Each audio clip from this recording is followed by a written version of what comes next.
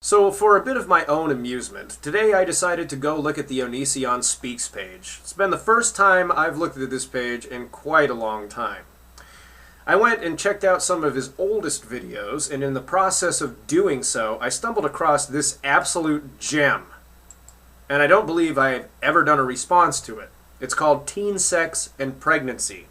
It was uploaded on September 22nd, 2009.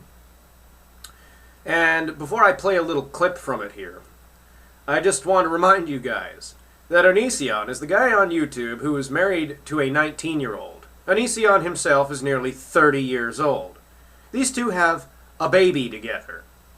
And prior to getting married, Onision started talking to this girl when she was 15 years old through MySpace. Back then, he was still married. He continued talking to this girl through two different relationships, both completely tumultuous, and he decided to broadcast them all over Google and YouTube and Facebook like a whiny emo bitch that he is. But he still had this girl on a back burner. And through it all, they toughed it out and became the Jim Jonesy type little couple that they are. So without further ado, this is Onision in Teen Sex and Pregnancy.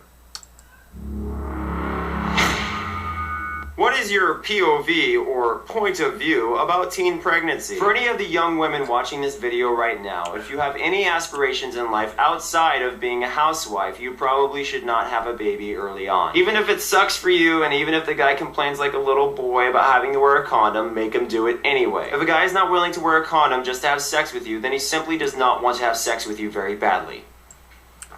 That's really interesting advice coming from a guy who didn't want to wear a condom while essentially raping a very close friend of mine.